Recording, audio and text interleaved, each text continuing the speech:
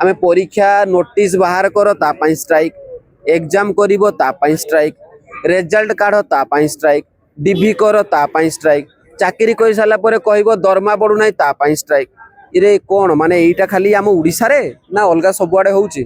आमको दबार असुविधा कोन चाकरी तो आपण दउना आपण नियुक्ति बाहर कले जो माने केपेबल परीक्षा देइछन जो मानकर भलो मार्क अछि आपण काढंतु आपण गोटे माने एते धीमा हिजर कारण कोन ए सेम कैडर पोस्ट सीबीजेड पिला को पीसीएम पिला को आपण नियुक्ति देलेनी से माने 1 मंथ हला जॉइनिंग करलेनी आर्ट्स उडिया रो काहे की परनु आम एग्जाम भी सरलानी माने नवेम्बर 23 रु आज आसिक डिसेंबर 29 हलानी एते विलंबर कारण कोन आमे भी तो सही कथा आपण माने को ऊपरे कहार चाप रहउची ओएसएससी आपण एते बड़ ऑर्गेनाइजेशन गोटे कोन असुविधा रहउची आमे चाकरी खंडे पई एते लड़ाई करिया पड़ुची पाठ पढ़ तापरे पुनी चाकरी पई आकी धारणा दियो मु भुवनेश्वर आसिलाले केतोडा जिंस देखिली ते लेखाई जी वर्ष एक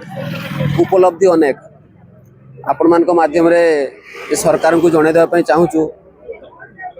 आउ कोठी उपलब्धि कोन करिसेंती मु जाने नहीं किंतु शिक्षा क्षेत्र रे माने गुटे भी पोस्ट बाहर करना माउ थरे कहूची शिक्षा क्षेत्र रे माने गुटे भी पोस्ट बाहर करि नांती जहां भी रिक्रूटमेंट होउची ए सब पूर्व सरकार को समय थिला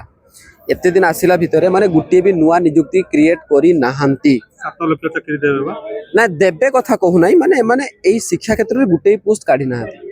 गोटे भी नुहे 150 तो बहुत दूर करता आपण आरटीआई मगांतु मु ऑन रिकॉर्ड कहूची ओएसएससी गेट सामना रे गोटे भी नुवा नियुक्ति क्रिएट करना ये जो एलटीआर एटा तो 3 वर्ष 2 वर्ष 2.5 वर्ष हो गलानी केबे केते दिन पर्यंत चलिबो जणा नाही तेणु आपण मान को माध्यम रे आपण माने मध्ये प्रश्न करंतु ये कोन पे माने एते विलंब होबार कारण कोन अटकौची किए कहार चाप रहउची पिला माने आपण विश्वास करिवेनी लाइब्रेरी रे सखाळे किछि खाउ नाहंती दी पोरे दिला खाउचंदी राति रे खाउचंदी मेस रे लाइब्रेरी रे दिन तमाम पढुचंदी परिस्थिति कहले न सरे बहुत घर पिला अछंदी बहुत सो मेनी एग्जांपल आमे परीक्षा नोटिस बाहर कर तापाई स्ट्राइक एग्जाम करिवो तापाई स्ट्राइक रिजल्ट काढ तापाई स्ट्राइक डीवी कर तापाई स्ट्राइक चाकरी कर सारा पर कहबो दरमा बढ़ू ना तापाई स्ट्राइक इरे कोन माने एटा खाली आम ओडिसा रे ना अलगा सबुआडे होउची आपण किछ दिन तळे देखिते केते माने 2-3टा जिंस नेशनल लेवल ले मध्ये उठिची ओडिसा रे बेकारी संख्या केते होमगार्ड परीक्षा पई कोन कोन सब पिला बसथिले आपण माने भी देखैथिबे ए जिंस आसुची कोंडे आपण माने ध्यान काहे की दउ नाहंती आ कोन आमे जीवन हार दबुना कोन आपण पाखरे समस्त को तो दउचंदी जेठी जा माने मन इच्छा करचंदी हमको दबार असुविधा कोन चाकरी तो आपण दउना आपण नियुक्ति बाहर करले जो माने केपेबल परीक्षा देइचन जो मानकर भलो मार्क अछि आपण काढंतु आपण गोटे माने एते धीमा हिजर कारण कोन ए सेम कैडर पोस्ट सीबीजेड पिला को पीसीएम पिला को आपण नियुक्ति देलेनी से माने 1 मंथ हला जॉइनिंग करलेनी आर्ट्स उडिया रो काहे की परनु आम एग्जाम भी सरलानी माने नवेम्बर 23 रु आज आसिक डिसेंबर 29 हलानी एते विलंबर कारण कोन आमे भी तो सही कथा आपण माने को ऊपरे कहार चाप रहउची ओएसएससी आपण एते बड़ ऑर्गेनाइजेशन गोटे कोन असुविधा रहउची आमे जानि आमे तो गेट बाहर बस आपण देखुचंदी आमे तो सब आसचू गेट बाहर हमके कहले सिना लास्ट टाइम आस्तु हमको कहले बिफोर एक्स मास आमे सब प्रोसेस कंप्लीट कर दो हो भलो कथा आमे गलु माने सब बेले माने रिजल्ट किंतु आसु नाही आउटकम नाही ए होची कथा ए दुर्दशा आपण कालिया दउचंदी बलिया दउचंदी से सुभद्रा दउचंदी से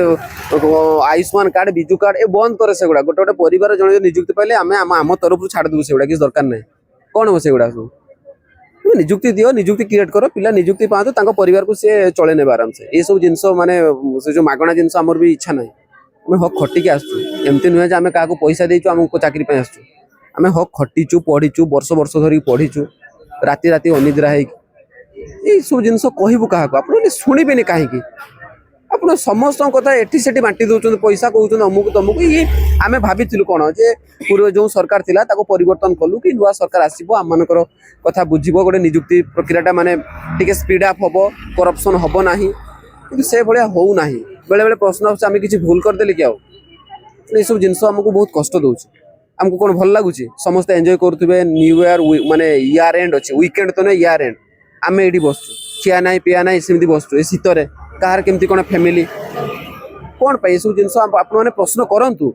खाली आपण माने मोर आपण नवेदन से आम ये देखिक रही जातुनि प्रकृति गोटे कष्ट कथा माने यहाँ गोटे ऑल ओवर ओडिशा आसू एमती नुहे कि खाली ये लोकाल पिला ए भाई पुरी बालेश्वर बारिपदा मयूरभंज बहुत जगह आस पिला ये सब जिन हूँ बहुत कष्ट लगे आमको पुरी डिस्ट्रिक्ट आज्ञा आसी ओएसएससी आगे जो धारणा देवाई तो ପୁଣି ଥରେ ଧାରଣା ଦେବାକୁ କାହିଁକି ପଡୁଛି ବାର ବାର? ଆଜ୍ଞା କହିବା ତ ମୋତେ ଦୁଃଖ ଲାଗୁଛି ଯଦି ଗୋଟେ ଶିକ୍ଷିତ ଯୁବକଟିଏ ଆସି ରାଜରାସ୍ତାରେ ଆଜି ଗୋଟେ ପ୍ରତିବାଦ କରିବ ତାହେଲେ ୟାର ଅଭାବଜନକ ପରିସ୍ଥିତି ପାଇଁ ଦାୟୀ କିଏ? ପ୍ରଥମ କଥା ମୋର ଆପଣଙ୍କ ମାଧ୍ୟମରେ ମଧ୍ୟ ଆମର ପ୍ରିୟ ସରକାରଙ୍କୁ ମଧ୍ୟ ଗୋଟେ ଶିକ୍ଷିତ ଯୁବକ ଆସି ରାଜରାସ୍ତାରେ ତାର ହକ୍ ପାଇଁ ଆଜ୍ଞା ଆମେ ଏଠି କୌଣସି ଲକ୍ଷ କୋଟିପତି ଘରର ଛୁଆ ନୁହଁ, ମୂଲ ଲାଗୁଛନ୍ତି ଆମ ବାପା ମାନେ। ଆମେ ଏଠି ଆସିଛୁ କୋଉଥିପାଇଁ ନା ଆମେ ଆଜ୍ଞା ହକ୍ ପାଠ ପଢିଥିଲୁ, ଆମର ହକ୍ ଚାକିରି ପାଇବା ପାଇଁ ଆମେ ଏଠିକି ଆସିଛୁ। ଆମର ଯୋଉ LTR ଆସ୍ପାଇରମେଣ୍ଟ ସମସ୍ତେ ଏଠିକି ଆସିଛନ୍ତି ଆଜ୍ଞା। କଥା ହଉଛି ଆଜ୍ଞା ଯେତେବେଳେ ରାଜ୍ୟର ମୁଖ୍ୟ ସ୍ରୋତକୁ ଆମେ ଦେଖିବା, ଶିକ୍ଷା ବ୍ୟବସ୍ଥା ହଉଛି ମୁଖ୍ୟ ସ୍ରୋତକୁ ଗ୍ରହଣ କରିବା, ଯେତେବେଳେ ସରକାର କହୁଛନ୍ତି ଡବଲ ଇଞ୍ଜିନ ସରକାର କହି ଡେଙ୍ଗୁରା ଡିଡିମ୍ବ ପିଟୁଥିବା ସରକାର, ଆଜି ସେମାନଙ୍କୁ ଲାଜ ଲାଗିବା ଦରକାର। ଗୋଟେ ଦିନକ ମଧ୍ୟରେ ଆପଣ ଏ ରାଜଧାନୀର ରଙ୍ଗ ମଧ୍ୟ ପରିବର୍ତ୍ତନ କରିପାରନ୍ତି, କିନ୍ତୁ ଗୋଟେ ଶିକ୍ଷିତ ଯୁବକର ଏ ହକ୍ ପାଇଁ ଆପଣ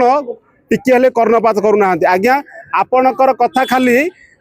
ମାନେ କୁହାଯାଏ ମେଘଡମ୍ବର ଉପରେ ଯୋଉ କଥାବାର୍ତ୍ତା ଆପଣ କାନ କରୁଛନ୍ତି, ୟାର ପରିସ୍ଥିତି 2029 ପରେ ଆପଣ ମାନେ ନିଶ୍ଚିତ ରୂପରେ ଏଟା ଦେଇପାରିବୁ। କଥା ହଉଛି ଆଜ୍ଞା ଯେତେବେଳେ ଆଜି 6025 ଟୋଟାଲ ରିକ୍ରୁଟମେଣ୍ଟ ପ୍ରୋସେସ ପାଇଁ ଆମେ ସମସ୍ତେ ସିଲେକ୍ସନ ହେଇଥିଲୁ, କିନ୍ତୁ ଏପର୍ଯ୍ୟନ୍ତ ଅଧା ପିଲା ସିଲେକ୍ସନ ହେଲା ପରେ ବି ଆଉ ଅଧା ପିଲା ସିଲେକ୍ସନ ହେଇପାରି ନାହାନ୍ତି। ଆମେ ବାରମ୍ବାର ଇଏ ହଉଛି ଗୋଟେ କାର୍ଯ୍ୟକାରୀ ଗଭର୍ଣ୍ଣମେଣ୍ଟ ଆଜ୍ଞା। ଆମେ ଆକୁ କହିଲୁ, ଆମେ ବାରମ୍ବାର ଏଠି ପ୍ରତିଶ୍ରୁତି କରିବାର ଓଡଲସି କହିବା, ଆପଣ ଯଦି ଏକ୍ଜାମଟା ଠିକ ସେ କଣ୍ଡକ୍ଟ କରିପାରୁନାହାନ୍ତି ତାହେଲେ ଆପଣ କଣ ପାଇଁ ଡିଲ୍ ଫାଇନାଲ କରୁଛନ୍ତି? ଏସବୁ ଭିତରେ ଆପଣ ପୁରୀ ଡିଷ୍ଟ୍ରିକ୍ଟରୁ ଆସୁଛନ୍ତି, ଆଜ୍ଞା ମହାପ୍ରଭୁ ଆପଣଙ୍କ ଉପରେ ରାଗିଛନ୍ତି? ଆଜ୍ଞା ବଢିଆ କଥାଟା କହିଲେ। ଏଇ କଥାଟା ଯେତେବେଳେ ମୁଁ ଥରେ ୟା ପୂର୍ବ ଥର ଷ୍ଟ୍ରାଇକକୁ ଆସିଥିଲୁ, ମାନ୍ୟବର ଚେୟାରମ୍ୟାନଙ୍କୁ ଓଡବ୍ଲ୍ୟୁସିର ଚେୟାରମ୍ୟାନଙ୍କୁ ମଧ୍ୟ ଏଇ ଜିନିଷ ପଚାରିଥିଲି। ମୁଁ ତାଙ୍କୁ ହାତ ଯୋଡି ନେହୁରା କରିଥିଲି, ମହାପ୍ରଭୁଙ୍କର ରାଣ ଆପଣଙ୍କୁ ରହିଲା? କହିଲା ହଁ ଆମେ ମହାପ୍ରଭୁ ଜଗନ୍ନାଥ ରାଣ ଖାଉଛୁ, ଆପଣ ମାନଙ୍କର ରିକ୍ରୁଟମେଣ୍ଟ ପ୍ରୋସେସଟାକୁ ତୁରନ୍ତ ସାରିଦେବୁ। 25 ତାରିଖ ଡେଟ୍ ଦେଇଥିଲେ, କହିଲେ 25 ତାରିଖ ସୁଦ୍ଧା ଆମର ଏଇ ଡିସେମ୍ବର 25 ସୁଦ୍ଧା ଟୋଟାଲ ସାରିଦେବୁ ବୋଲିକା। କିନ୍ତୁ ଆଜିକି 29 ହେଲାଣି, କାହିଁକି ଆମେ 4 ଦିନ 5 ଦିନ ଆଉ ସମ୍ଭାଳି ପାରୁନୁ ଆଜ୍ଞା। କଥା ହଉଛି 2023ରୁ ରିକ୍ରୁଟମେଣ୍ଟ ପ୍ରୋସେସ ଷ୍ଟାର୍ଟ ହୋଇଥିଲା, ଆଜି 2026 ହେବାକୁ ବସିଲାଣି ଆଜ୍ଞା। ଗୋଟେ ପ୍ରୋସେସ ଯଦି 3 ବର୍ଷ ଯିବ ତାହେଲେ ଆପଣ ଯୋଉ ନିଯୁକ୍ତିର ସୁଅ ଫିଟେଇବା ପାଇଁ ଯୋଉ ପ୍ରତିଶ୍ରୁତି ଦେଇଛନ୍ତି ତାହା ଆପଣଙ୍କର ଖାତାର ପେନ୍ ରହିଯିବ ଆଜ୍ଞା। ଆଜ୍ଞା ସେମାନେ ଛୁଟିରେ ଯିବେ, କିନ୍ତୁ ଗୋଟେ ଗରିବ ବାପାର ପୁଅଟିଏ ଛୁଟି ଏଇଠି ବନେଇବା ପାଇଁ ଆସିଛି, ସେମାନେ ଛୁଟି ଆମ କିଛି ଫରକ ପଡିବନି ଆଜ୍ଞା। ଆମର ଛୁଟି ଏଇଠି ହିଁ କଟିବ ଆଜ୍ଞା। ଆପଣ ମାନଙ୍କୁ କହି ରଖୁଛୁ, ଯଦି କୌଣସି ଚୋରି କରିନୁ କି କାହାକୁ ଏଠି ମର୍ଡର କରିନୁ, ଆମେ ଆସିଛୁ କୌଣସି ପ୍ରକାର ଆମେ କାହାକୁ ଡିଲ୍ ଫାଇନାଲ କରିକି 15 ଲକ୍ଷ ଟଙ୍କା ଏସ୍ଆଇ ପରି ଆମେ କ୍ରାଇମ କରିନୁ କାହାକୁ ପଇସା ଦେଇକି। ଆମେ ପାଠ ପଢିଛୁ, ଆସିଛୁ ଏଠି, ଆମେ ଭଲ ମାର୍କ ମଧ୍ୟ ରଖିଛୁ, ଯୋଉଥିପାଇଁ ଆମେ ମଧ୍ୟ ଇଲିଜିବଲ ହେଇପାରିବୁ। ଆମ ମଧ୍ୟ ଆଶା ଅଛି ଆମେ ଯଦି ଇଏ ଡିବି ଲିଷ୍ଟ ବାହାର କରେ ଆମେ ଚାକିରି ଖଣ୍ଡେ ପାଇକି ଆମେ ଶୃଙ୍ଖଳିତ ଭାବରେ ଗୋଟେ ପିଲାଙ୍କୁ ପଢେଇ ପାରିବୁ ଆଜ୍ଞା।